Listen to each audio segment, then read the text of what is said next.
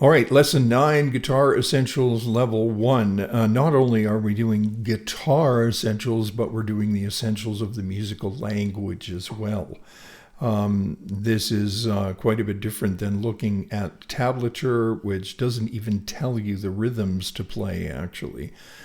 So it has some really serious shortcomings. What we're doing is talking about notation, and notation in terms of the classical method of learning, or the musical method of learning, which uses a language that can be shared between all instruments.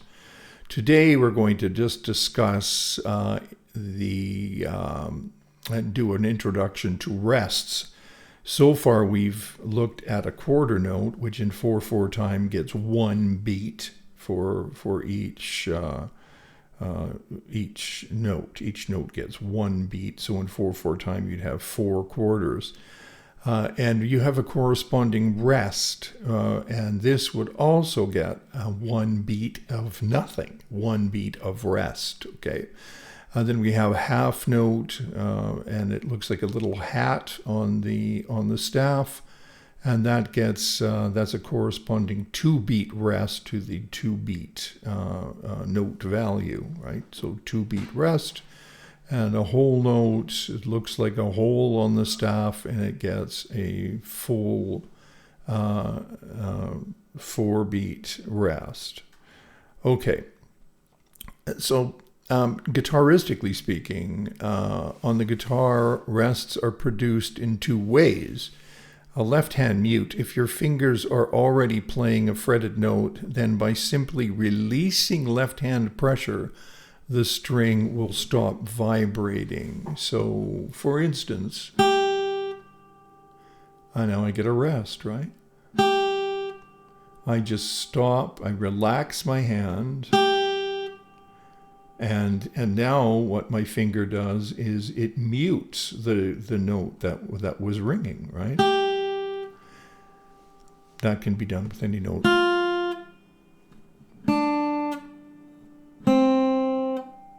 Okay. Right or left hand mute, if your last note before a rest is an open string, then you must touch that string with either the left or the right hand to produce the silence. So, that could include the pick as well. So 1, 2, right? I'm sorry, let me count. 1, 2, 3, 4. 1, 2, 3, 4. 1, 2, 3, 4. You can still hear that note ringing in the cavity of the guitar. And so you can mute in that way as well. The same thing is going to apply to chords.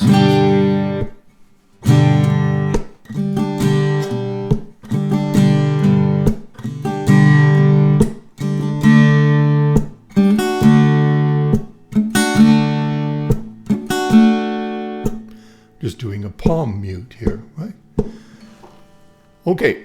Because rhythm requires not only an articulation of a note that you're going to hear, rhythm also requires silence, right? Okay, and so then there is an entire page of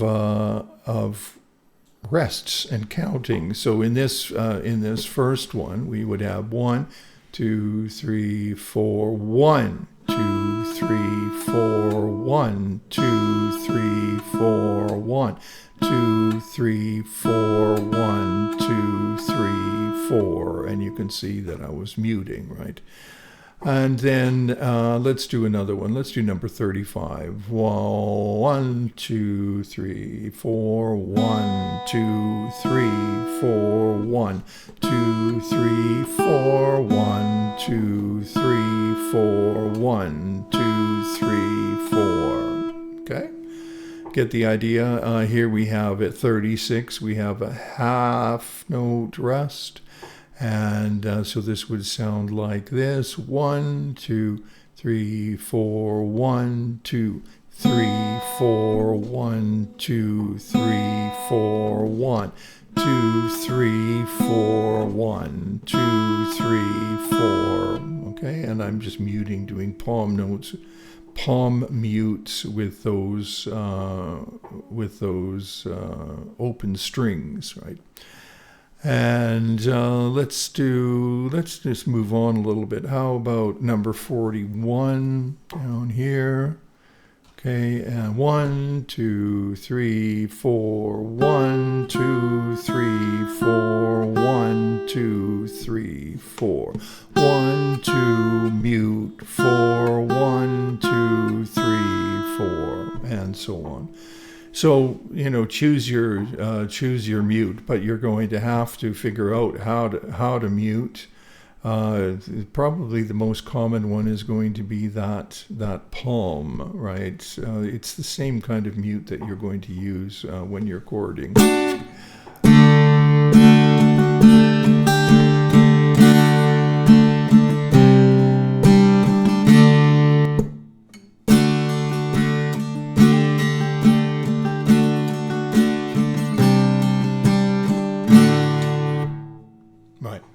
Get the idea? Nice quick mute. All right, so that was a little bit of a lesson on rests, the quarter note, the quarter rest, the half rest, and the whole rest, and they correspond obviously to the note values. In order to get those rests happening cleanly, you'll have to work on your muting techniques, whatever they may be. We often don't think about muting techniques, but they're really important, and it's something that you should start to build into your playing now.